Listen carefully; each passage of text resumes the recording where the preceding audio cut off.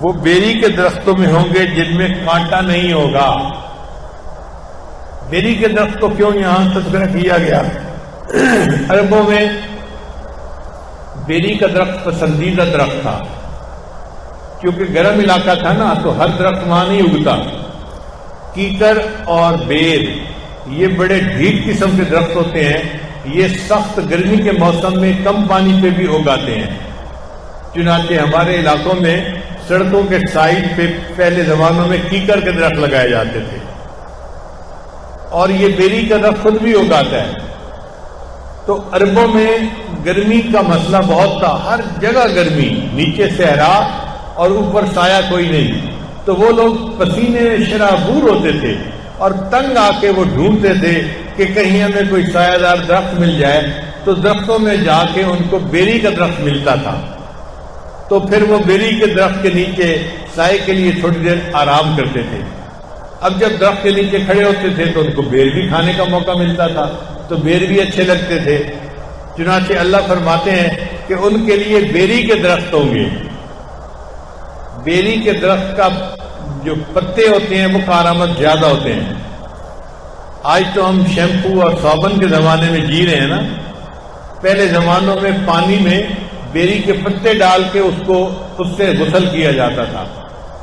چنانچہ ہمیں اپنے بچپن کا وقت یاد ہے کہ کوئی آدمی فوت ہوتا تھا تو بیری کے پتے منگائے جاتے تھے اور پانی کے اندر بیری کے پتوں کو جو ہے گرم کیا جاتا تھا اور اس سے مردے کو نہلایا جاتا تھا۔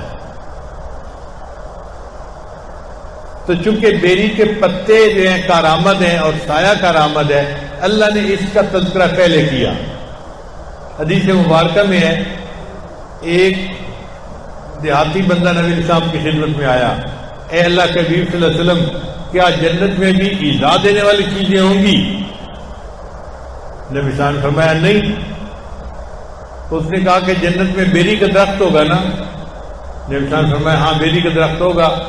کہنے لگا بیری کے اوپر تو کانٹے ہوتے ہیں جو اپنے پھل توڑنے والے بندے کو نقصان دیتے ہیں، تکلیف دیتے ہیں۔ تو نبی علیہ السلام نے فرمایا کہ جنت میں جو بیری ہوگی اس میں کانٹے نہیں ہوں گے، وہ بندے کو نقصان نہیں پہنچائے گی۔ اب یہ بات کسی زمانے میں عجوبہ ہوتا تھا کہ بیری بغیر کانٹے کے، مگر آج سائنسدانوں نے گلاب کے پودے بنا لیے بغیر کانٹوں کے۔ چنانچہ ساؤتھ افریقہ میں ایک انگریز ہے، اس کو گلاب کا بابائے گلاب کہا جاتا ہے، بڑا اس کی زندگی کی پوری ریسرچ گلاب کے اوپر ہے۔ ایک مرتبہ میرے ساتھی مجھے اس کے پاس ملنے کے لیے لے گئے، اس نے کوئی گلاب کی 150 ورائٹیاں نئی بنائی ہوئی تھی، خود اس نے ایجاد کی تھی دنیا میں۔ تو اس نے مجھے اپنا پورا نظام دکھایا۔ اس نظام میں میں نے اس سے یہ سوال پوچھا کہ کیا کوئی گلاب کا پھول بغیر کانٹوں پہ بھی ہوتا ہے؟ اس نے کہا جی ہاں ہم نے بنا لیا ہے، آئے میں آپ کو دکھاتا ہوں۔ تو وہ مجھے ایک خاص کمرے میں لے کر گیا، وہاں گلاب کا پودا تھا جس پر موٹے موٹے گلاب کے پھول لگے ہوئے تھے اور اس کے اوپر کوئی کانٹا ہی نہیں تھا۔ تو اگر دنیا میں ایسا گلاب کا پودا بن گیا جس پہ کانٹا نہیں ہے، تو جنت میں بیری کا درخت جس پہ کانٹا نہیں ہوگا، اس کا بننا کون سا محال کام ہے بھائی؟ قرآن مجید کی آیت ہے سلام علی نوح فی العالمین۔ جو بندہ رات کے وقت اس آیت کو پڑھ لے تو اللہ تعالیٰ اس کو موذی چیزوں سے محفوظ فرما لیتے ہیں۔ حضرت فرماتے ہیں کہ ہم چھوٹے بچے تھے، رات کو جب گھر سے نکلنا ہوتا تھا تو مائیں اپنے بچوں کو بتاتی تھیں کہ بچوں پہلے یہ آیت پڑھو پھر باہر نکلو تو سانپ بچھو اور موذی چیزیں تمہیں نقصان نہیں پہنچائیں گی۔ تو حضرت فرماتے تھے ہم ان کو پڑھا کرتے تھے اور ہمیں چیزوں کا نقصان نہیں ہوتا تھا۔ اس آیت کے عجیب اثرات ہم نے اپنی زندگی میں دیکھے ہیں۔ اگر آدمی کسی بھی موذی چیز سے بچنا چاہے، اس آیت کو پڑھ لے، اللہ تعالیٰ حفاظت فرما دیتے ہیں۔ ہمیں سفر میں کئی مرتبہ مشکل پیش آتی ہے، ہمارے بیگ کے اندر کتابیں ہوتی ہیں مطالعے کے لیے یا بیانات کے نوٹس وغیرہ ہوتے ہیں، اور آج کل مختلف ملکوں میں ایئرپورٹ کے اوپر دینی لٹریچر جو ہے اس کی بہت زیادہ سختی ہے۔ یعنی ایسے تو کسی کے پاس سے اسلحہ نکل آئے تو اتنی سختی نہیں کرتے، جتنا دینی کتاب کوئی نکل آئے تو اس پر سختی کرتے ہیں۔ ایک مرتبہ دبئی ایئرپورٹ پر میرا چھوٹا بیگ تھا، ہینڈ کیری جس کو کہتے ہیں، اس میں بیانات کے پیپر سے. تو جب پاسپورٹ چیک کروانے کے بعد ہم آگے نکلے تو مشین والے نے چیک کیا اور اس نے میرا بیگ کھول کر دیکھا اور مجھ سے پوچھا کہ یہ کیا ہے. میں نے اسے بتایا کہ بھئی یہ میرے نوٹس ہیں، میں نے کتاب پڑھی اور جو مجھے پسند آئی بات وہ میں نے اس کے اوپر لکھ لی ہے. خیر وہ بندہ خاموش ہو گیا، اس نے بیگ بند کر دیا. جب آگے نکلے تو آگے ایک اور بھی چیک پوسٹ تھی، انہوں نے دوبارہ پھر بیگ کو چیک کیا. میں بڑا حیران، بھئی ایک دفعہ چیک کر لیا تو کافی ہے، دوسری دفعہ پھر چیک کیا. اب جب انہوں نے چیک کیا اور بیگ کھولا تو اس کے اندر کاغذات کو دیکھتے ہی پولیس والا فون کرنے بیٹھ گیا. اب میں حیران سوچ رہا ہوں کہ یا اللہ، یہ اپنے کسی افسر کو بلاتا ہے یا کس کو بلاتا ہے اور اس کو کیا چیز نظر آ گئی جو اتنی اہم ہے کہ کسی کو بلانے کی ضرورت پڑ گئی. تھوڑی دیر کے بعد ایک خاتون آ گئی اور اس نے آ کے میرے بیگ کو دیکھنا شروع کر دیا. اب وہ ایک ایک کاغذ کو پڑھ رہی تھی. اللہ کی شان کہ اس میں بخاری شریف کی جو اختتامی حدیث ہے اس کے نوٹس تھے. اس نے دیکھتے ہی مجھ سے پوچھا یہ بخاری شریف کی آخری حدیث کے نوٹس ہیں؟ میں نے کہا اچھا تم تقریریں کرتے ہو؟ میں نے کہا جی. پھر اس نے کہا اس کا مطلب یہ ہے کہ تم عالم ہو، یہاں بھی تقریریں کرو گے؟ میں نے کہا نہیں، ابھی تو میں یہاں پر 2 دن رکنے کے لیے آیا ہوں، پھر میں آگے جاؤں گا. وہ کہنے لگی کہ میں عالمہ ہوں اور مجھے انہوں نے صرف اسی لیے رکھا ہوا ہے کہ میں لوگوں کے پاس جو دینی لٹریچر ہے اس کو دیکھوں اور ان کو یہاں پہ روکوں. پھر اس نے میرے سارے نوٹس دیکھے، ان کے عنوان پڑھے تو مجھے کہنے لگے کہ آپ کسی خاص فقہ کے اوپر تقریریں کرتے ہیں؟ میں نے کہا نہیں، میں مسائل کے بارے میں تقاریر نہیں کرتا، میں اصلاحی تقاریر کرتا ہوں. تو اللہ نے اس کے دل میں نرمی ڈال دی. وہ مجھے کہنے لگی کہ آپ اپنے بیگ کے اندر کاغذات نہ لے کے چلا کریں، آپ کو کسی دن ایئرپورٹ سے روک لیا جائے گا اور آپ کو جو ہے مشکل میں پڑ جائیں گے آپ. اب ہمیں فکر لاحق ہوئی کہ یا اللہ یہ تو روز کا معاملہ ہے، کریں تو کیا کریں. پھر وہ مجھے کہنے لگی تھی کہ آپ یہ نوٹس کیوں ہر وقت ساتھ رکھتے ہیں؟ کتابیں آپ نے کیوں رکھی ہوئی ہیں؟ یہ 2-3 کتابیں تھیں. میں ان کا مطالعہ کرتا ہوں ہر وقت بیٹھ کے. پھر وہ حیران ہو کے پوچھنے لگی کہ آپ کتابیں پڑھتے رہتے ہیں؟ تو میں نے اسے کہا کہ اس عمر میں اب کتابیں نہیں پڑھوں گا تو کیا ویڈیو گیم کھیلوں گا بیٹھ کے. تو اس بات پہ وہ ہنس پڑی، کہنے لگی اچھا ٹھیک ہے آپ جائیں. تو میری جان چھوٹ گئی. پھر اس کے بعد ہمیں پریشانی ہوئی کہ یا اللہ اب ان نوٹس کا کیا کریں، ہمیں ضرورت بھی پڑتی ہے، مختلف جگہوں پہ جانا ہوتا ہے، کبھی یہ بیان کرو کبھی وہ بیان کرو، تو نوٹس کا ہونا بھی ضروری اور ہیں بھی پابندیاں. تو ذہن میں خیال آیا کہ ہم قرآن مجید کی اس آیت کو کیوں نہ پڑھ لیا کریں. چنانچہ اس کے بعد تقریباً 8 سال ہو گئے یا 10 سال میں جہاں جس ایئرپورٹ پہ بھی جاتا ہوں، جہاں بیگ چیک کرنے کی مشین ہوتی ہے یا عملہ ہوتا ہے، میں یہ آیت پڑھ کے ان پہ پھونک دیتا ہوں، وَجَعَلْنَا مِن بَيْنِ أَيْدِيهِمْ سَدًّا وَمِنْ خَلْفِهِمْ سَدًّا فَأَغْشَيْنَاهُمْ فَهُمْ لَا يُبْصِرُونَ. اللہ کی شان دیکھیں کہ پچھلے پھر 8-10 سال میں پھر کسی نے کبھی مجھے کھڑا نہیں کیا. تو جہاں آپ کو کسی موذی سے ایذا کا ڈر ہو، اس وقت یہ آیت اگر پڑھ دی جائے تو یہ انسان کو فائدہ دیتی ہے. پھر ہم نے اس کا تجربہ اور بھی کیا کہ مثلا ایک بچی ہے، اس کی شادی ہوئی اور اب اس کو ساس بہت تنگ کرتی ہے، اس نے جینا حرام کیا ہوا ہے، یا اس کی نند ہے وہ اس کو تنگ کرتی ہے. تو ہم نے کہا کہ بھئی آپ صبح صبح اٹھا کریں، فجر کی نماز بھی پڑھا کریں اور یہ آیت پڑھ کے ان پہ دم کر دیا کریں، اللہ تعالیٰ ان کے شر سے حفاظت فرمائیں گے. ہم نے جتنے بندوں کو یہ بات بتائی 100% اس کا نتیجہ پایا. ہم نے ہر بندے نے کہا اللہ نے ہمیں ان کے شر سے نجات عطا فرما دی. پھر اس کا ایک اور بھی استعمال ہے کہ بعض بچیاں گھر سے نکلتی ہیں تو اوباش لڑکے ان کو تنگ کرتے ہیں، کالجوں یونیورسٹیوں میں جو لڑکیاں جاتی ہیں، تو اگر وہ اس آیت کو پڑھ کے پھونک دیا کرے تو راستے میں کوئی ان کو تنگ نہیں کرے گا، کسی سے ان کو ایذا نہیں ملے گی، اللہ ان کی حفاظت فرمائیں گے. تو اس آیت کے بہت سارے فوائد ہیں. اور ایک حدیث مبارکہ میں آتا ہے کہ جو بندہ آیت الکرسی رات کو سوتے ہوئے پڑھ لیتا ہے، اللہ تعالیٰ اس کی بھی حفاظت فرماتے ہیں، اس کے گھر والوں کو بھی حفاظت فرماتے ہیں اور اس کے پڑوسیوں کی بھی حفاظت فرماتے ہیں. سبحان اللہ، کیا خوبصورت عمل ہے کہ بندے کی بھی حفاظت ہوتی ہے، اہل و عیال کی بھی، اور قریب کے گھر والوں کی بھی حفاظت ہو جاتی ہے اس کے بعد. اس لیے اس عمل کو بہت اہتمام سے کرنے کی ضرورت ہے. نبی اسلام نے ایک عمل بتایا کہ جو شخص صبح کے وقت 3 مرتبہ بسم اللہ پڑھ لے، بسم اللہ الرحمن الرحیم، بسم اللہ الرحمن الرحیم. اب یہ کتنا چھوٹا سا عمل ہے، جو شخص صبح کے وقت پڑھ لے شام تک کوئی حادثہ یا کوئی اس کو مصیبت نہیں پہنچ سکتی. اور اگر شام کے وقت پڑھ لے گا تو صبح تک اس کو کوئی مصیبت نہیں پہنچے گی. یہ کتنا چھوٹا عمل ہے. اپنے گھر میں اپنی بیویوں کو بھی بتائیں, اپنے بچوں کو بھی, اور ان کی عادت بنائیں کہ وہ ہر وقت یہ بسم اللہ کا عمل کرنا شروع کر دیں.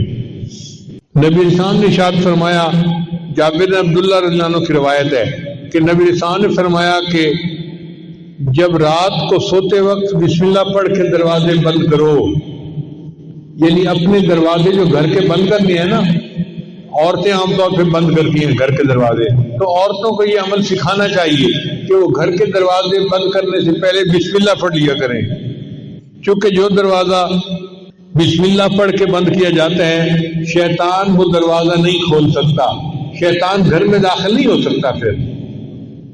اور بسم اللہ پڑھ کے اپنے پانی کے مشیزے کا منہ باندھ لیا کرو, اور بسم اللہ پڑھ کے اپنے برتن ڈھانپ لیا کرو, اور اگر ڈھانپنے کے لیے کوئی چیز نہ ملے تو برتن کے اوپر لکڑی رکھ دیا کرو اور بسم اللہ پڑھ لیا کرو, اور بسم اللہ پڑھ کے اپنی لائٹوں کو چراغوں کو بند کر دیا کرو.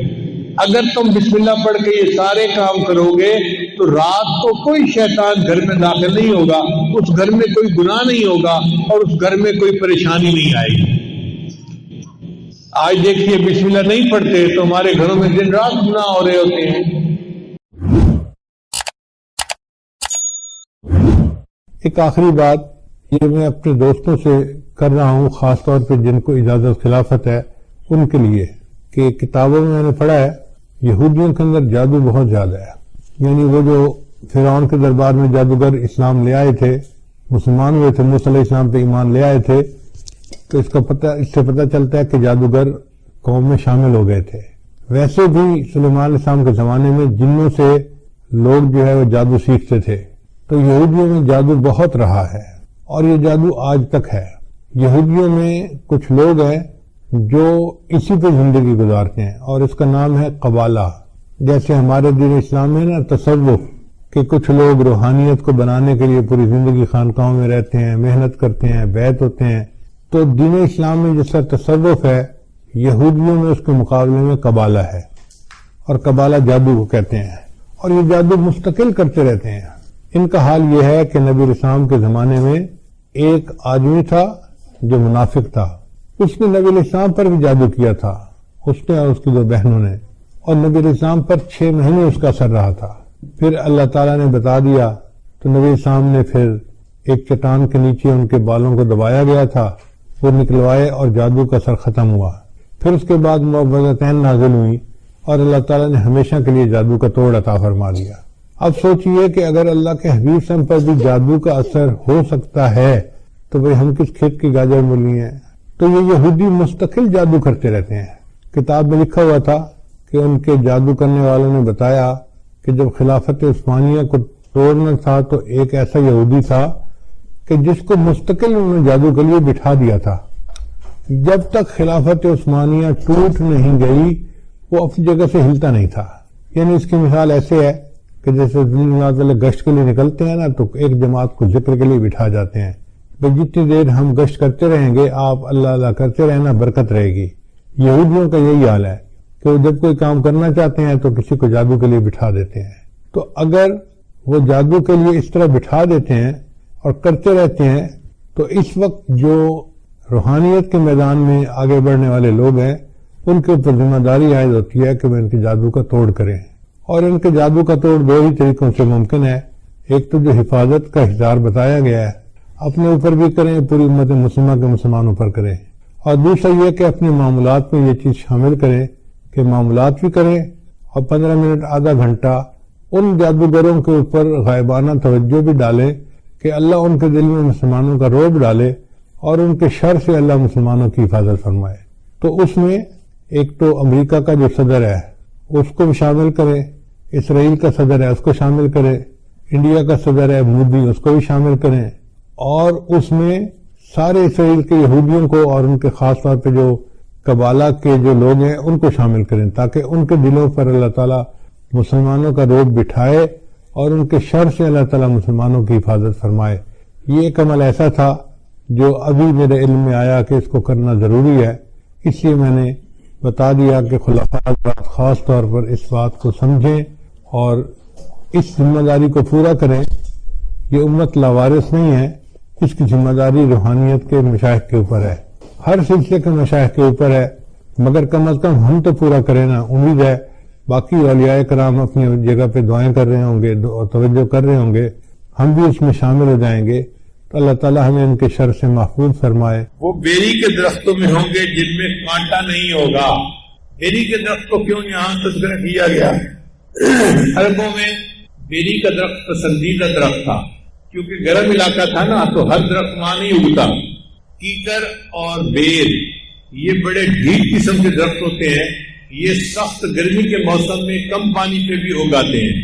چنانچہ ہمارے علاقوں میں سڑکوں کے سائڈ پہ پہلے زمانوں میں کیکر کے درخت لگائے جاتے تھے، اور یہ بیری کا درخت خود بھی اگاتا ہے. تو عربوں میں گرمی کا مسئلہ بہت تھا، ہر جگہ گرمی، نیچے صحرا اور اوپر سایہ کوئی نہیں. تو وہ لوگ پسینے شرابور ہوتے تھے اور تنگ آ کے وہ ڈھونڈتے تھے کہ کہیں ہمیں کوئی سایہ دار درخت مل جائے. تو درختوں میں جا کے ان کو بیری کا درخت ملتا تھا، پھر وہ بیری کے درخت کے نیچے سائے کے لیے تھوڑی دیر آرام کرتے تھے. اب جب درخت کے نیچے کھڑے ہوتے تھے تو ان کو بیر بھی کھانے کا موقع ملتا تھا، تو بیر بھی اچھے لگتے تھے. چنانچہ اللہ فرماتے ہیں کہ ان کے لیے بیری کے درخت ہوں گے. بیری کے درخت کا جو پتے ہوتے ہیں وہ کارآمد زیادہ ہوتے ہیں. آج تو ہم شیمپو اور صابن کے زمانے میں جی رہے ہیں نا، پہلے زمانوں میں پانی میں بیری کے پتے ڈال کے اس سے غسل کیا جاتا تھا. چنانچہ ہمیں اپنے بچپن کا وقت یاد ہے کہ کوئی آدمی فوت ہوتا تھا تو بیری کے پتے منگائے جاتے تھے اور پانی کے اندر بیری کے پتوں کو جو ہے گرم کیا جاتا تھا اور اس سے مردے کو نہلایا جاتا تھا. تو چونکہ بیری کے پتے جو ہیں کارآمد ہیں اور سایہ کارآمد ہے، اللہ نے اس کا تذکرہ پہلے کیا. حدیث مبارکہ میں ہے، ایک دیہاتی بندہ نبی علیہ السلام کی خدمت میں آیا، اے اللہ کے نبی صلی اللہ علیہ وسلم، کیا جنت میں بھی ایذا دینے والی چیزیں ہوں گی؟ نبی صاحب نے فرمایا نہیں. اس نے کہا کہ جنت میں بیری کا درخت ہوگا نا؟ نبی صاحب نے فرمایا ہاں بیری کا درخت ہوگا. کہنے لگا بیری کے اوپر تو کانٹے ہوتے ہیں جو اپنے ہل توڑنے والے بندے کو نقصان دیتے ہیں، تکلیف دیتے ہیں. تو نبی علیہ السلام نے فرمایا کہ جنت میں جو بیری ہوگی اس میں کانٹے نہیں ہوں گے، وہ بندے کو نقصان نہیں پہنچائے گی. اب یہ بات کسی زمانے میں عجوبہ ہوتا تھا کہ بیری بغیر کانٹے کے، مگر آج سائنسدانوں نے گلاب کے پودے بنا لیے بغیر کانٹوں کے. چنانچہ ساؤتھ افریقہ میں ایک انگریز ہے، اس کو گلاب کا بابائے گلاب کہا جاتا ہے. بڑا اس کی زندگی کی پوری ریسرچ گلاب کے اوپر ہے. ایک مرتبہ میرے ساتھی مجھے اس کے پاس ملنے کے لیے لے گئے. اس نے کوئی گلاب کی 150 ورائٹیاں نئی بنائی ہوئی تھی، خود اس نے ایجاد کی تھی دنیا میں. تو اس نے مجھے اپنا پورا نظام دکھایا. اس نظام میں میں نے اس سے یہ سوال پوچھا کہ کیا کوئی گلاب کا پھول بغیر کانٹوں بھی ہوتا ہے؟ اس نے کہا جی ہاں ہم نے بنا لیا ہے، آئے میں آپ کو دکھاتا ہوں. تو وہ مجھے ایک خاص کمرے میں لے کر گیا. وہاں گلاب کا پودا تھا جس پر موٹے موٹے گلاب کے پھول لگے ہوئے تھے اور اس کے اوپر کوئی کانٹا ہی نہیں تھا. تو اگر دنیا میں ایسا گلاب کا پودا بن گیا جس پہ کانٹا نہیں ہے، تو جنت میں بیری کا درخت جس پہ کانٹا نہیں ہوگا، اس کا بننا کون سا محال کام ہے بھائی؟ ابو ایوب انصاری عنہ نے اپنے گھر میں ایک طاق میں کھجوریں رکھی ہوئی تھی. وہ فرماتے ہیں کہ میں محسوس کرنے لگا کہ کھجوریں کم ہو جاتی ہیں. تو میں نے ذرا نگرانی کی تو میں نے دیکھا کہ ایک عورت ہے رات کو جو میری کھجوریں چرا رہی ہے. میں نے ان سے کہا کہ تم کون ہو؟ کہنے لگی میں جن عورت ہوں. میں نے کہا کہ میں تو تمہیں نبی علیہ السلام کے سامنے پیش کروں گا. اس نے کہا کہ آپ مجھے چھوڑ دیں، میں نہیں آؤں گی. تو ابو الدرداء عنہ نے اس کو چھوڑ دیا، نہ ابو ایوب انصاری عنہ نے اس کو چھوڑ دیا. وہ دوسری رات پھر آئی، پھر یہی واقعہ پیش آیا. نبی السلام نے فرمایا کہ وہ جھوٹی ہے، وہ پھر آئے گی. اور وہی ہوا کہ تیسری رات ابو جانا نے پھر اس کو چوری کرتے دیکھ لیا. اب تو ان کو بڑا غصہ. انہوں نے کہا کہ اب تو ہو ہی نہیں سکتا، میں تمہیں نبی علیہ السلام کے سامنے ضرور پیش کروں گا. اس نے کہا کہ میں تمہیں ایک عمل بتاتی ہوں، تمہیں فائدہ ہوگا. کون سا عمل؟ کہ رات کو سوتے ہوئے آیت الکرسی پڑھ لیا کرو، شیطان تمہارے نزدیک نہیں آئے گا. صبح نبی علیہ السلام نے جب پوچھا بتاؤ بھائی کیا بنا؟ جی اس نے مجھے ایک عمل بتایا تھا. کون سا؟ کہ رات کو سوتے ہوئے آیت الکرسی پڑھ لیا کرو. نبی السلام نے فرمایا صدقت وہو کذوب، بات سچی کر گئی مگر وہ جھوٹی تھی. تو اس کا مطلب ہے کہ شیطان بھی بھاگ جاتا ہے اور آیت الکرسی پڑھنے سے جن بھی دفعہ دور ہو جاتے ہیں. تیسرا واقعہ اوئی ابن کعب لانا کو پیش آیا. وہ فرماتے ہیں کہ میں نے دیکھا کہ میری کھجوریں کم ہو رہی ہیں. خشک کرنے کے لیے کھجوریں رکھی ہوئی تھیں تو کم ہو جاتی تھیں. میں نے ایک رات نگرانی کی تو میں نے دیکھا کہ کوئی بندہ اس میں سے لپیں بھر رہا ہے. میں نے اسے پکڑ لیا. پھر میں نے اس سے پوچھا اجنیون ام انسیون، تو انسان ہے یا جن ہے؟ اس نے کہا میں جن ہوں. انہوں نے فرمایا اچھا اپنے ہاتھ دکھاؤ. تو جیسے کتے کے ہاتھ ہوتے ہیں اس کے ہاتھ اس طرح تھے اور اس پر بال بھی تھے، یعنی انسانوں کے تو بال اتنے نہیں ہوتے، اس کے ہاتھوں پہ بال زیادہ تھے. یہ واقعہ بھی ان کے ساتھ اسی طرح پیش آیا 3 مرتبہ، اور تینوں مرتبہ نبی صاحب پوچھتے رہے کہ بتاؤ بھائی تمہارے قیدی کا کیا حال ہے؟ اے اللہ کے حبیب صلی اللہ علیہ وسلم، اس نے مجھے ایک عمل بتایا کہ تم کر لیا کرو تو محفوظ ہو جاؤ گے. نبی صاحب نے فرمایا صدق الخبیث، اس خبیث نے سچ بولا. اس کا مطلب یہ کہ شیطان یا جن آیت الکرسی کے پڑھنے سے دفع ہو جاتے ہیں اور اللہ تعالیٰ کی حفاظت ہو جاتی ہے. تو حاضری لگے گی تو کس وقت سے لگے گی؟ فجر پڑھ کے آ گیا تھا اور بیٹھے بیٹھے اگر وہ آ گئی تو وہ تو ایک کیفیت ہے بندے کے اوپر. تو اگر دنیا کے سخی کے دروازے پہ جاؤ تو وہ بیٹھنے کا وقت دیکھتا ہے، درمیان میں اون کے وقت کو نظر انداز کر دیتا ہے. تو اگر سخیوں کے پروردگار کے دروازے پہ جا کر بیٹھو تو وہ پھر کیا اون کے ٹائم کو نکال دے گا. اب اس کی ایک اور پریکٹیکل مثال دوں آپ کو. یہ تو خیر ویسے ہی ایک بات سمجھانے کے لیے تھی. آج کل کچھ باتوں کو سمجھنا آسان ہو گیا ہے سائنسی ترقی کی وجہ سے. مثال کے طور پر آپ نے سیل فون دیکھیں. ایک بندہ سیل فون کو چارجنگ پہ لگا دیتا ہے، آن ہو فون یا آف ہو، کوئی چارجنگ پہ فرق پڑتا ہے؟ آپ بتائیں. فون آن ہو یا فون آف ہو، جب چارجنگ میں لگا دیا تو چارجنگ. تو جب آپ نے مراقبے کی نیت کر کے دل کی بیٹری کو چارجنگ سے جوڑ دیا تو اب آپ کی اسکرین آن ہے یا آف ہے، اس سے کیا فرق پڑتا ہے؟ اللہ تعالیٰ کی رحمت اترتی ہے اور بندے کے دل کی بیٹری کو چارج کرتی رہتی ہے. تو اونگ سے تو بالکل ہی نہیں گھبرانا چاہیے. ہاں اپنی طرف سے کوشش کرنی چاہیے کہ بیدار ہو کر بیٹھے، ہوشیار ہو کر بیٹھے. اس کی وجہ کیا ہے کہ کئی مرتبہ تو نیند یا اونگ تھکاوٹ کی وجہ سے آ جاتی ہے، کئی مرتبہ عادت کی وجہ سے آ جاتی ہے. کچھ لوگوں کی نیند عادت ہی ہوتی ہے اونگنے کی، جو ان کی نیند کا سلسلہ ہی ایسا ہوتا ہے، ایور گرین ہوتے ہیں.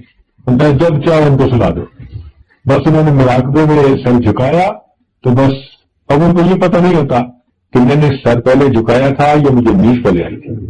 یہ نہیں پتا ہوتا ان کو، مگر اس سے فرق نہیں پڑتا. اللہ تعالیٰ تو یہ دیکھیں گے کہ میرا بندہ میری یاد کی نیت کر کے بیٹھا تھا یا نہیں. اچھا تو یہ بتائیں کہ جب آپ بیٹھتے ہیں مراقبے میں تو آپ کی سونے کی نیت تو نہیں ہوتی. تو انما الاعمال بالنیات، اعمال کے دارالمدار نیت کے اوپر ہے. ہاں اگر آپ نے نیت ہی کر لی کہ میں اس پوزیشن میں بیٹھ کے سونا چاہتا ہوں وہ تو بات ہی آ رہا ہے. مگر مراقبے میں بیٹھنے والا تو کوئی بندہ ایسی نیت نہیں کرتا، وہ تو اللہ کی یاد میں بیٹھتا ہے. تو اگر اس دوران اونگ بھی آ جائے تو اس سے کوئی فرق نہیں پڑتا. اور اصل وجہ یہ ہے بھائی کہ وہ جو سکینہ نازل ہوتی ہے نا، اس سکینہ کے نازل ہونے سے کئی مرتبہ انسان پر اونگ کی سی کیفیت ہوتی ہے. وہ اونگ نہیں ہوتی، حقیقت میں وہ سکینہ کے اثرات اس کے اوپر ہوتے ہیں. اس لیے مراقبے میں جو لوگ اونگ رہے ہوتے ہیں نا، وہ باتیں بھی ساری سن رہے ہوتے ہیں. اگر قریب میں کوئی بولے، کوئی آواز آئے، وہ سب باتیں ان کو سنائی دے رہی ہوتی ہیں، تو اس کو نیند نہیں کہتے. تو یہ اونگ کا آ جانا یہ رکاوٹ نہیں ہے. سالک اس کو یہ نہ سمجھے کہ جی بس میں تو ترقی کر ہی نہیں سکتا، مجھے تو فوراً نیند آ جاتی. بیٹھنا ہمارا کام اور رحمتوں کا نازل کرنا یہ پروردگار کا کام. ہم بیٹھے رہیں گے تو پروردگار اپنی رحمت نازل فرماتے ہیں. تو جب بھی ذکر میں انسان بیٹھتا ہے تو اللہ تعالیٰ کی طرف سے رحمتوں کا نزول ہوتا ہے. نزلت علیہم السکینہ، ان پر سکینہ نازل ہوتی ہے. اب جب سکینہ نازل ہوگی تو پھر اس کے اثرات تو ہوں گے نا انسان پر. یہ کیسے ہو سکتا ہے کہ رحمت کی بارش ہو اور بندے پہ اثر نہ ہو؟ تو اثرات تو ہوں گے. جب اثرات ہوں گے تو صاف ظاہر ہے کہ پھر انسان کی کیفیات ہوگی، کیونکہ اثرات کی وجہ سے کیفیات ہوتی ہیں.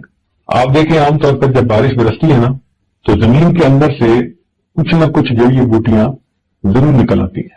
ہاں کوئی پتھریلی زمین ہو تو بات اور ہے، ورنہ عام طور پر اس لیے جب بارش کا موسم ہوتا ہے نا، برسات کا موسم، تو خوب ہریالی ہوتی ہے. کہتے ہیں نا جی کہ ساون کے اندر کو ہرا ہی ہرا نظر آتا ہے. وہ ساون کا موسم ہی ایسا ہے کہ اس میں برسات ہوتی ہے اور برسات کے موسم میں زمین سے خوب کھیتیاں نکلتی ہیں، یعنی پودے نکلتے ہیں. جب اللہ تعالیٰ کی رحمت کی برسات برستی ہے تو انسان کے اندر سے کیفیات کی پودے اور کھیتیاں پھر برآمد ہو جاتی ہیں. کیفیات کو روک نہیں سکتے، ذکر کی وجہ سے بندے کی کوئی نہ کوئی کیفیت ضرور ہوتی ہے. یا تو اس کو اللہ تعالیٰ کی محبت میں اضافہ نظر آئے گا، یہ جو کیفیتیں میں نے پہلے بتائی وہ محسوس ہوں گی. اور اگر کوئی بندہ کہے جی کہ مجھے تو کوئی بھی کیفیت محسوس نہیں ہوتی، تو یہ بھی ایک کیفیت ہے. یہ بھی ایک کیفیت ہے نا کہ مراقبے میں بیٹھتے ہیں تو اسے کوئی کیفیت ہی محسوس نہیں ہوتی. اٹ مینس کہ something is seriously wrong somewhere. اس کو ڈائگنوز کرنا چاہیے. کیا مصیبت ہے کہ اس کے دل پر اثرات نہیں ہوتے؟ کیا وجہ ہے کہ اس کے دل پر ان برکات کا اثر نہیں ہوتا؟ اور اس کی وجہ عام طور پر کوئی نہ کوئی زیادہ گڑبڑ ہوتی ہے.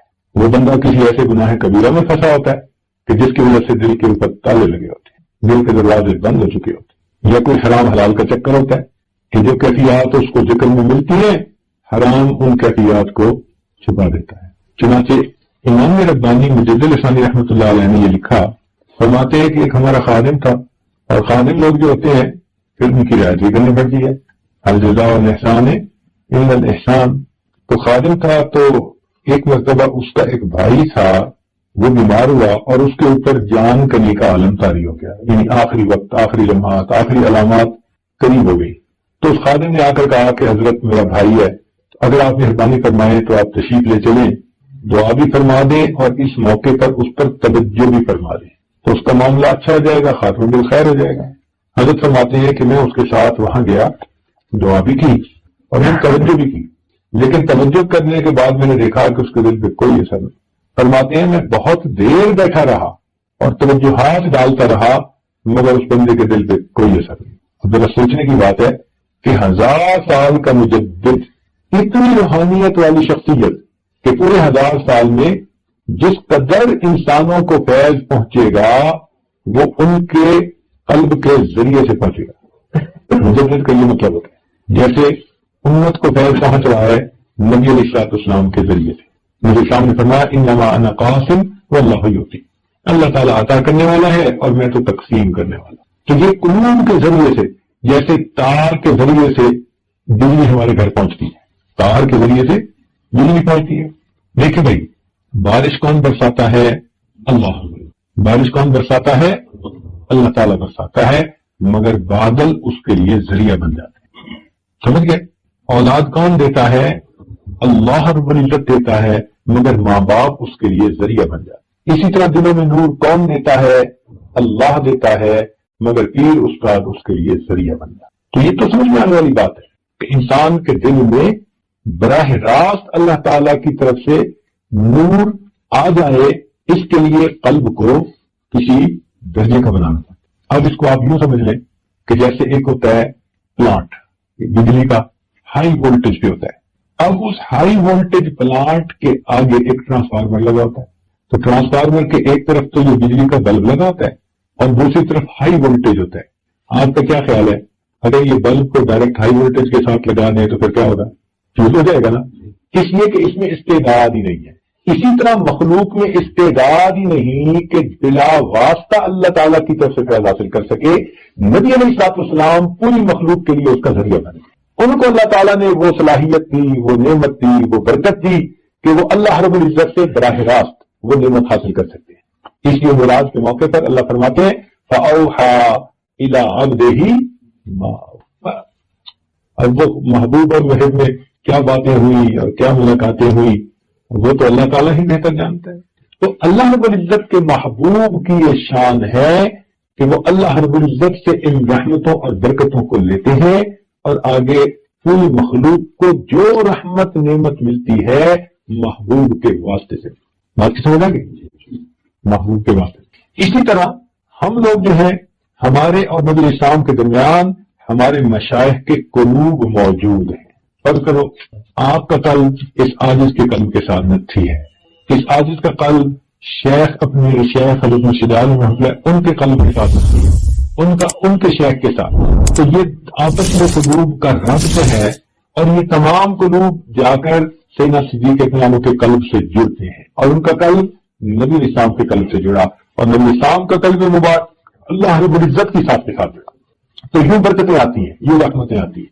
اس لیے اب اس آدمی کو جو مراقبے میں بیٹھتا ہے، یہ جو مراقبے میں بیٹھے گا تو اس کو کیفیات تو محسوس ہوں گی ہی صحیح، اور اگر کیفیت محسوس نہیں ہو سکتی تو یہ بھی کیفیت ہے، اس کی بھی کوئی نہ کوئی ریزن ہے۔ تو میں بات آپ کو سنا رہا تھا امام ربانی مجدد ثانی رحمۃ اللہ علیہ کہ 1000 سال کا مجدد، امت کے علماء نے متفقہ طور پر ان کے لیے یہ لفظ استعمال کیا، مجدد الف ثانی، یہ جو ہجرت کے بعد دوسرا 1000 سال گزر رہا ہے، اس میں جتنے اولیاء کسی بھی سلسلہ کے ہوں، کسی بھی رتبے کے ہوں، ان کو جو فیض پہنچ رہا ہے، کیونکہ وہ چاروں سلسلوں کے بزرگ تھے، امام ربانی مجدد ثانی رحمۃ اللہ علیہ وہ چاروں سلاسل کے بزرگ تھے، ان کو چاروں نسبتیں حاصل تھی، لیکن اللہ تعالیٰ نے ظاہر میں ان سے نقشبندی یا نسبت کا کام لیا تھا ظاہر میں، لیکن جتنا یہ فیض آگے چل رہا ہے یہ ان کے ذریعے سے چل رہا ہے۔ اب آپ سوچتے ہیں اس روحانیت کا بندہ اگر کسی بندے پر بیٹھ کر توجہ کر رہا ہے تو پھر دل پہ تو اس کا اثر لازمی ہونا چاہیے، مگر وہ فرماتے ہیں کہ میں نے بہت دیر بیٹھ کر توجہ کی مگر اس بندے کے دل پہ کوئی اثر ظاہر نہ ہوا۔ فرماتے ہیں میں بہت پریشان ہوا اور میں اللہ تعالیٰ کی طرف متوجہ ہوا، میرے اللہ میرے مولا رحمت فرما دے اور اس بات کو میرے اوپر واضح کر دے، اس بات کو میرے اوپر واضح کر دے۔ تو فرماتے ہیں کہ پھر اللہ تعالیٰ نے الہام کے ذریعے سے مجھے واضح فرمایا کہ اس بندے کی مصاحبت بد عقیدہ لوگوں کے ساتھ تھی، اس بندے کا بیٹھنا اٹھنا بد عقیدہ لوگوں کے ساتھ تھا، چنانچہ اس کی دوستی تھی کافروں کے ساتھ، اور کافروں کی دوستی کی وجہ سے وہ ان کی باتیں سنتا تھا اور ان کے ساتھ راہ و رسم رکھتا تھا۔ اس کی ظلمت ایسی تھی کہ وقت کے مجدد میں بھی توجہ ڈالی تو اس بندے کے دل پہ اثر نہ ہو سکا۔ تو اگر انسان مراقبے میں بیٹھے اور اس کو کیفیت کچھ بھی محسوس نہ ہو تو یہ انڈیکیشن ہے کہ یہ ECU سیکشن کا مریض ہے، ایکسٹینسو کیئر یونٹ، اس کو وہاں داخلہ لینا چاہیے، اس کو جا کے ہاسپٹلائز ہونا چاہیے، گھر بیٹھ کے علاج نہیں ہوگا۔ جب ذرا بڑی بیماری ہوتی ہے نا تو پھر لے کے بھاگتے ہیں یا نہیں ہاسپٹل میں بندے کو، کہتے ہیں کہ ہم گھر سے نہیں جانے دیں گے، بیوی کہتی ہے جی میں نہیں جانے دیتی، والد کہتا ہے، والدہ کہتی ہے نہیں، سب کہتے ہیں جلدی لے جاؤ جلدی لے جاؤ، بھگاتے ہیں جلدی لے جاؤ۔ اسی طرح بعض لوگ روحانی اعتبار سے ECU سیکشن کے مریض ہوتے ہیں، ان کو بھی پھر شیخ کے پاس آ کے ایڈمٹ ہونا پڑتا ہے، پھر ان کو خانقاہ میں کچھ وقت ساتھ گزارنا پڑتا ہے، پھر ان کو سفر میں حضر میں شیخ کی صحبت میں رہنا پڑتا ہے۔ یہ وہ مبارک لوگ ہیں کہ جن کا کلام دوا اور جن کی نظر شفا ہوتی ہے۔ کیوں بھائی آج کل شفاؤں سے علاج ہوتا ہے نا، پہلے زمانے میں یہ بات سمجھنی مشکل تھی، میں نے بتایا نا کہ آج کچھ باتیں سمجھنی آسان ہو گئی ہیں۔ دیکھیں کینسر کا علاج کس سے کر رہے ہیں؟ کیموتھراپی، شفاؤں کے ذریعے سے۔ آج کل انسان کے اندر اگر سٹون ہو نا تو اس کو کس سے توڑتے ہیں؟ لیزر کے ذریعے۔ تو اگر دنیا کی بیماریوں کا علاج شفاؤں کے ذریعے سے ہو سکتا ہے تو کیا روحانی بیماریوں کا علاج شفاؤں کے ذریعے سے نہیں ہو سکتا؟ تو یہ مشائخ کی نگاہیں بھی تو شفائیں ہوتی ہیں، تو اس لیے یہ نگاہ جو ہے نا، تیرا علاج نظر کے سوا کچھ اور نہیں، تیرا علاج نظر کے سوا کچھ اور نہیں، تو نظر کا اثر ہوتا ہے۔ اچھا اس کی دلیل شرعی طور پر دوں میں، حدیث پاک میں آتا ہے ایک صحابی تھے تو ان پر اثر ہو گیا، بیماری محسوس کرنے لگے، تو نبی اسلام نے فرمایا کہ بھئی تمہیں اپنے فلاں بھائی کی نظر لگ گئی، تو اس کو اتارنے کا طریقہ بتا دیا۔ اور حدیث پاک میں آتا ہے العین حق، کہ نظر کا لگ جانا ٹھیک ہے، نظر لگ جاتی ہے، نظر اپنا اثر کر دیتی ہے۔ اب بتائیں جس نظر کے اندر دشمنی ہے، حسد ہے، عداوت ہے، بغض ہے، حرص ہے، طمع ہے، اگر وہ نظر دوسرے بندے پہ اثر دکھا دیتی ہے تو اللہ والوں کی وہ نظر جس کے اندر رحمت ہو، شفقت ہو، محبت ہو، عنایت ہو، پھر وہ نظر اپنا اثر کیوں نہیں دکھا سکتی؟ تو اسی اللہ والوں کی بھی نظر لگ جاتی ہے۔ جیسے لوگوں کو بری نظر لگ جاتی ہے تو برے اثرات نکل آتے ہیں، اور اللہ والوں کی جب نظر لگ جاتی ہے تو پھر اچھے اثرات نکل آتے ہیں۔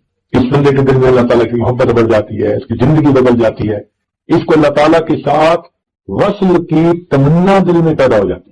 تو امام ربانی مجدد ثانی رحمۃ اللہ علیہ فرماتے ہیں کہ میں نے اس پر بہت دیر توجہ ڈالی مگر اس توجہ کے اثرات ظاہر نہ ہوئے۔ میں معمول تو تھا انگریزی میں ٹیکنیٹ کرنے کا، لیکن مجبوری یہ ہے کہ مجھے یہ بیانات اب اردو میں کرنے پڑ رہے ہیں، اس لیے کہ مجھے انگریزی میں لفظ نہیں ملتے۔ اب بتائیں میں توجہ کو انگریزی میں کیا کہوں گا، فیض کو انگریزی میں کیا کہوں گا، مجھے تو سمجھ نہیں آتی۔ ان الفاظ یا ان ٹرمز کا انگریزی میں ترجمہ کرنا اور سمجھانا بس نہیں ہے. تجلیات کا ترجمہ کیا کریں گے آپ؟ ہمارے پاس تو تجلیات اور صفات اور شؤونات اور پتہ نہیں کیا کیا الفاظ ہیں، ہر لفظ صحیح معنوں میں سمجھا دیتا ہے کہ کیا چیز نازل ہو رہی ہے. تو اس لیے چونکہ مجھے خاص ٹاپک پہ گفتگو کرنی تھی ذکر قلبی کے اوپر. اب دیکھیں ایک بندے کا قلب جاری ہو گیا، آپ سمجھ گئے نا، لیکن انگریزی میں کیسے سمجھاؤں گا؟ یہ ذرا انگریزی والے بیٹھے ہوئے ہیں ماشاءاللہ، یہ بتا دیں کہ یہ انگریزی میں قلب جاری ہونے کو کیا کہتے ہیں. ہمیں تو انگریزی نہیں آتی، ہم نے تو سیکھی ہوئی ہے. ان کی تو مادری زبان ہے، یہ شروع سے ہی انگریزی سیکھی، پیدا ہی اس ماحول میں ہوئے ہیں. اور ہم تو انگریزی بھی بولتے ہیں تو دیسی لہجے میں، اور یہ تو ماشاءاللہ انگریزی کے سب اشرا کے کاری ہیں. ان کا تو لہجہ بھی وہی ہوتا ہے. تو ان سے پوچھیں کہ یہ قلب جاری ہونے کو کیا کہیں گے انگریزی میں، ہمیں تو سمجھ نہیں ہے. اگر میں آپ کو انگریزی میں سمجھانا چاہوں کہ قلب جاری ہونا کیا ہوتا ہے تو میرے پاس الفاظ نہیں کہ میں سمجھا سکوں قلب جاری ہونا. لیکن اردو میں اگر میں کہوں گا تو آپ سمجھ جائیں گے کہ قلب جاری ہونا کس کو کہتے ہیں. تو اس مجبوری کی وجہ سے بالخصوص آج کی گفتگو میں نے اردو زبان میں کی تاکہ میرے لیے سمجھانا آسان، آپ کے لیے سمجھنا آسان. اور جن کو سمجھ بالفرض نہیں آتی ان کی گزارش ہے کہ وہ بھی سمجھنے کی کوشش فرمائیں. ہم جیسے انگلش میں بولنے کی کوشش کرتے ہیں، آپ ذرا اردو میں سمجھنے کی کوشش بھی فرما لیں. یہ تو نہیں نا کہ آپ کہیں نہیں ہم تو انگلش ہی سمجھیں گے. کوئی آپ نے بھی ٹھیکہ تو نہیں نہ لیا ہوا انگلش کا. تو ہم بھی کچھ قدم اٹھا رہے ہیں کہ ٹٹ مٹ بولنا سیکھ رہے ہیں، اور آپ بھی کچھ مہربانی فرمائیں اردو سمجھنا سیکھیں تاکہ افہام و تفہیم آسان ہو جائے ہمارے لیے. تو مسئلہ یہ تھا کہ اتنے بڑے بزرگ کی توجہ کا اثر اس لیے نہ ہوا کہ اس بندے کا بیٹھنا اٹھنا کفار کے ساتھ تھا، اور کفار کی صحبت کی وجہ سے، تعلق اور دوستی کی وجہ سے اس کے دل کے اوپر ایسی سنت تھی کہ اب فیض اس کے اوپر اثر نہیں کر رہا. تو اس لیے اگر کسی پر ذکر کرنے کے باوجود اثر مرتب نہیں ہوتا، یہ بھی ایک کیفیت ہے اور اس کی بھی کوئی نہ کوئی ریزن ہوتی ہے. تو یہ طے شدہ بات ہے کہ جو بندہ ذکر کرے گا تو اس کے اثرات اس کے اوپر یقینی ہوں گے، یہ ممکن ہی نہیں. اس لیے آپ کو ایک گور کی بات بتاؤں کہ بغیر بتائے پیروں کو اندازہ ہو جاتا ہے کون ذکر مراقبہ کرتے ہیں اور کون نہیں کرتا. وہ کوئی عالم غیب نہیں ہوتے، عالم غیب اللہ رب العزت کی ذات ہے، مگر ان کے پاس فراست ہوتی ہے. اور وہ فراست کیا ہوتی ہے کہ ان کو اللہ تعالیٰ سمجھا دیتے ہیں. اب میں آپ کو ایک موٹی سی بات بتا دوں کہ بھائی جب ذکر کے اثرات یقینی بندے پر ہوتے ہیں تو مجھے ایک بات بتائیں کہ اگر کوئی بندہ پابندی سے ذکر کر رہا ہے تو اثرات اس کے اوپر ہوں گے نا. اور اگر اثرات ہوں گے تو وہ پیر سے پوچھے گا نا. اب جو پوچھے ہی نہ کبھی، یہ سبق کی بات ہی نہ کرے، یہ مراقبے کا تذکرہ ہی نہ کرے، اور پیر سے پوچھے ہی نہ کیفیت، خط ہی نہ لکھے، فون نہ کرے، ملے تو بھی مراقبے کا تذکرہ نہ کرے، یہ اس بات کی علامت ہوتی ہے کہ یہ صاحب ذکر و اذکار کو پابندی سے نہیں کرتے. جو کرنے والے ہوتے ہیں ان کا فوراً پتہ چل جاتا ہے، شاید کو اندازہ ہو جاتا ہے کون کتنا ذکر کرنے والا ہے. اللہ تعالیٰ یہ بات سجا دیتے ہیں. یہ کوئی علم غیب نہیں ہے، یہ تجربہ کہہ سکتے ہیں، فراست کہہ سکتے ہیں، انسان کی بصیرت کہہ سکتے ہیں. جیسے ڈاکٹر ہوتا ہے وہ ایسے بندے کو دیکھتے ہی بتا دیتا ہے کہ اس کو ملیریا ہے، اس نے ٹیسٹ کوئی نہیں لیا ہوتا، اس نے کچھ نہیں، بس اس میں تھوڑی سی علامات کچھ دیکھی ہوتی ہیں تو فوراً کہہ دیتے ہیں جی آپ کو یہ ہے، اور واقعی وہی ہوتا ہے. تو جیسے جسمانی بیماری کے طبیب دیکھتے ہی بتا دیتے ہیں، ایسے ہی بسا اوقات مشائخ دیکھتے ہی سالک کی کیفیت کو پہچان دیتے ہیں، اس کے اندر کیا ہے اور کیا نہیں ہے. مگر آج کل کے سالک بھی بڑے ہوشیار ہیں. ڈاکٹر کے پاس جاتے ہیں تو ٹو دی پوائنٹ مرض بتاتے ہیں، اور پیروں کے پاس آتے ہیں تو بالکل صحیح بات نہیں بتاتے. خواب بھی بتائیں گے نا تو خواب کا وہ حصہ جو ان کی اپنی سمجھ کے مطابق اچھا ہے وہ بتائیں گے، اور اسی خواب کا وہ حصہ جو ذرا گڑبڑ ہے وہ چھپائیں گے. تو پیروں کو in between the line read کرنا پڑتا ہے. جو کہنے والا کہہ رہا ہوتا ہے نا، ضروری کہ 100% بات ویسی ہے. وہ کچھ تو کہہ رہا ہوتا ہے اور کچھ شیخ درمیان میں پڑھ بھی رہا ہوتا ہے، تو سمجھ ان کو لگ رہی ہوتی ہے. اس لیے اثرات اور کیفیات جب بھی بندے پر ہوں گی وہ ضرور رابطہ کرے. یہ کیسے ہو سکتا ہے کہ وہ اپنے جو ہے وہ فزیشین سے، ڈاکٹر سے رجوع نہ کرے؟ بھائی ذرا کھانسی ہوتی ہے، پلا ہوتی ہے تو ڈاکٹر کو فوراً فون کر کے پوچھ لیتے ہیں. تو اگر بندے کو کیفیات محسوس ہو رہی ہوگی تو کیوں نہیں بتائے گا؟ اس لیے پھر وہ رابطہ از خود بخود رکھتا ہے. اچھا، اب یہ بات ہوئی کہ بھائی پابندی کے ساتھ جو بندہ مراقبہ کرتا ہے اس کے اوپر اثرات مرتب ہوتے ہیں.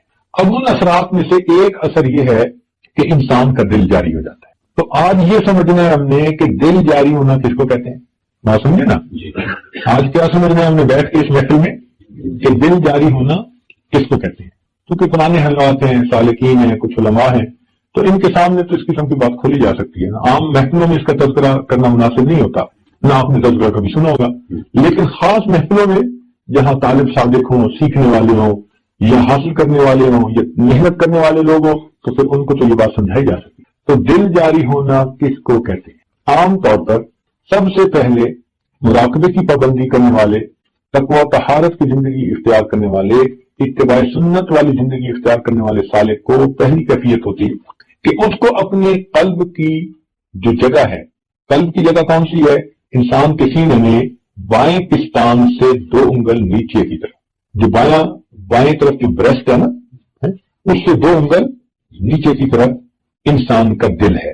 اس دل کی جگہ پر اس کو ایک حرکت سی محسوس ہونی شروع ہو جاتی ہے. حرکت سے تحرک ہے، تو یہ تحرک کہلاتی ہے پہلی کیفیت. کیا کہلاتی ہے؟ تحرک. ایک عجیب سی حرکت سی محسوس ہوتی ہے. آپ نے دیکھا ہوگا کہ کبھی بیٹھے بیٹھے انسان کا گوشت پھڑکنے لگ جاتا ہے، کبھی بازو کا، کبھی کمر کا. تو وہ جو گوشت پھڑکتا ہے نا، یہ اس سے ملتی جلتی سی کیفیت ہے. تو انسان کو باقاعدہ اپنے دل کی اس جگہ پر ایک کیفیت سی محسوس ہوتی ہے جیسے کوئی چیز پھڑک رہی ہے. دل کا دھڑکنا اور ہے، اور ذکر کی وجہ سے اس کا پھڑکنا اور ہے. یہ الگ چیزیں ہیں، یہ دو ایک چیزیں نہیں ہیں. یہ جو قلب کی دھڑکن ہے، اس کو کہتے ہیں پیلپیٹیشن آف ہارٹ، دل کا دھڑکنا. یہ تو 1 منٹ میں 70 مرتبہ 75 مرتبہ بندے کا دل دھڑکتا ہے. زیادہ تیز چلے گا اور بھاگنا شروع کر دے گا تو 100 مرتبہ دھڑکن چلی جائے گی، 120 مرتبہ چلی جائے گی. بہت زیادہ بھاگے گا تو 130 مرتبہ چلی جائے گی. تو یہ تو دھڑکن جو ہے یہ تو تھوڑی ہوتی ہے، لیکن وہ جو پھڑکن سی محسوس ہوتی ہے نا انسان کو لطیفہ میں، وہ بہت تیز ہوتی ہے. وہ کیا ہوتی ہے؟ بہت تیز ہوتی ہے. ارتعاش محسوس ہوتا ہے انسان کو. اپنے اس لطیفہ کی جگہ پر کیا محسوس ہوتا ہے؟ ارتعاش. اب اس کی مثال میں آپ کو سمجھاؤں کہ فرض کرو کہ انسان کسی بڑی بس کے اندر بیٹھا ہے اور سٹارٹ کر کے وہ بس کھڑی ہوئی ہے، سٹارٹ حالت میں انجن چل رہا ہے. تو جو لوگ اس کے اندر بیٹھیں گے نا، وہ محسوس کریں گے کہ جیسے ان کے جسم جو ہے نا سارے کے سارے تھوڑے تھوڑے ہل رہے ہیں. وہ جو ہلکی سی ایک وائبریشن محسوس کر رہا ہوتا ہے نا بندہ، وہ وائبریشن انسان کو اپنے لطیفے میں محسوس، وہ وائبریشن انسان کو اپنے لطیفے میں محسوس. تو کچھ لوگوں کو تو باقاعدہ دل کی وہ پھڑکن محسوس بھی ہوتی ہے. ذرا توجہ کریں تو ان کو وہ ایک کیفیت سے محسوس ہوگی جو تیز ہوگی. وہ دل کی دھڑکن نہیں ہوگی، وہ بلکہ دل کی پھڑکن ہوگی. ارتعاش ہوگا، ایک وائبریشن قسم کی ہوگی جو دھڑکن سے بہت تیز ہوگی. جو دل کی دھڑکن بہت تیز ہوگی، وہ اس کو اپنی کیفیت محسوس. اچھا، کئی مرتبہ ایسے بندے کو جس کو یہ ذکر کی کیفیت محسوس ہو، اگر وہ اور زیادہ ذکر کرے اور زیادہ ذکر کرے تو یہ حرکت جو ہے نا، یہ تحرک، یہ پختہ ہوتا جاتا ہے. کیا ہوتا ہے؟ پختہ ہوتا ہے. اور پختہ ہوتے ہوتے اس کا اثر غالب آنے لگ جاتا ہے بندے پر. پہلے یہ متوجہ ہوتا تھا اس تحرک کی طرف، اور اب ذکر کرتے کرتے یہ کیفیت ہو گئی کہ وہ اس کے اوپر غالب آنے لگ جاتی ہے. تو یہ اس کو اگر نہیں بھی متوجہ ہونا چاہتا تو بھی وہ اس کے اوپر غالب آ جاتی ہے. تو پہلے یہ توجہ کرتا تھا، ذکر کی کثرت سے پھر حرکت اتنی مضبوط ہو جاتی ہے، اتنی بڑھ جاتی ہے کہ بندے پہ غالب آنے لگ جاتی ہے. تو خود بخود بندے کی توجہ کر جاتی ہے، حتیٰ کہ اس بندے کو اپنی آنکھوں کے سامنے بھی اس ارتعاش کا اثر محسوس ہوتا ہے. ایسے بندے کو اپنے قلب کی وہ جو تحرک کی کیفیت ہے، اس کی وجہ سے جب وہ غالب آ جاتی ہے تو کہاں اثر محسوس ہوتا ہے؟ آنکھوں کے سامنے بھی اثر محسوس. ہوا جیسے متحرک اس کو نظر آتی ہے، چونکہ وہ قلب کی حرکت ہوتی ہے. تو قلب کی حرکت کا اثر اتنا غالب آ جاتا ہے کہ عام بندے کو تو محسوس نہیں ہوتا، لیکن اس بندے کو یوں فیل ہوتا ہے جیسے ہوا اس کے سامنے متحرک ہے. وہ ایک کیفیت ہوتی ہے اس کے اوپر. اچھا، اس کو ذرا مثال سے سمجھاتے ہیں تاکہ آپ کے لیے بات کو سمجھنا آسان. کبھی اگر ٹیوب لائٹ اوپر لگی ہوئی ہو، ٹیوب لائٹ کہاں لگی ہوئی ہو؟ اوپر لگی ہوئی ہو چھت کے ساتھ، اور سیلنگ فین نیچے لگا ہوا ہو، تو آپ اگر سیلنگ فین کو چلائیں نا، تو سیلنگ فین کے چلنے سے آپ کو فرش کے اوپر نا سائے کے اندر ایک ارتعاش نظر آئے گا، کیونکہ وہ بہت تیزی سے چل رہا ہوتا ہے. تو سایہ بھی نظر نہیں آتا، مگر ایسے نظر آتا ہے جیسے کچھ چیز ہے اور وہ حرکت کر رہی ہے. ارتعاش نظر آتا ہے. وہ جو ارتعاش کی کیفیت ہے بہو اسی طرح اس بندے کی آنکھوں کے سامنے کیفیت ہوتی ہے جس کا قلب جاری ہوتا ہے. ایگزیکٹلی آپ اسی چیز کو مثال لے سکتے ہیں. یہ ضروری نہیں کہ ہر بندے کی کیفیت ایک جیسی ہو. اس لیے میں نے بتایا کہ سکینہ نازل ہونے کی وجہ سے جو قلب کے اوپر انسان کے اثرات ہیں وہ مختلف ہوتے ہیں. کسی کو قلب میں خوشی محسوس ہوئی, کسی کو جو ہے گناہوں پہ ندامت محسوس ہوئی. تو جو پوری تفصیل بتائی وہ اس کا مطلب ہے کہ ہر بندے کی کیفیت الگ الگ. لیکن عام طور پر جو کیفیت زیادہ لوگ رپورٹ کرتے ہیں وہ آپ کے سامنے بتائی جا رہی ہے. یہ کیفیت کون محسوس کرتے ہیں؟ زیادہ لوگ محسوس کرتے ہیں. وہ کیفیت آپ کو بتائی جا رہی ہے. اچھا, تو یہ تحرک کی کیفیت ہوتی ہے. اس کو کیا کہتے ہیں؟ تحرک. اور اردو میں اس کو کہتے ہیں کہ اس بندے کا دل جاری ہو گیا. یہ ابتدائی کیفیت ہے. ایک کیفیت حرکت والی محسوس ہوتی ہے. اگر یہ بندہ تقویٰ و طہارت کی زندگی گزارے اور اس کو اور زیادہ پابندی سے ذکر کو کرتا رہے تو یہ تحرک کی کیفیت آہستہ آہستہ تذکر میں تبدیل ہو جاتی ہے. تذکر میں کس میں تبدیل ہو جاتی ہے؟ تذکر میں نصیب ہو جاتی ہے. یعنی جو حرکت اس کو محسوس ہوتی تھی نا, وہ حرکت کے ساتھ ساتھ اللہ اللہ کی طرف دھیان اس کو نصیب ہو جاتا ہے. وہ حرکت نہیں محسوس ہو رہی, لگتا ہے جیسے اللہ اللہ اللہ اللہ ایسے وہ محسوس ہو رہی.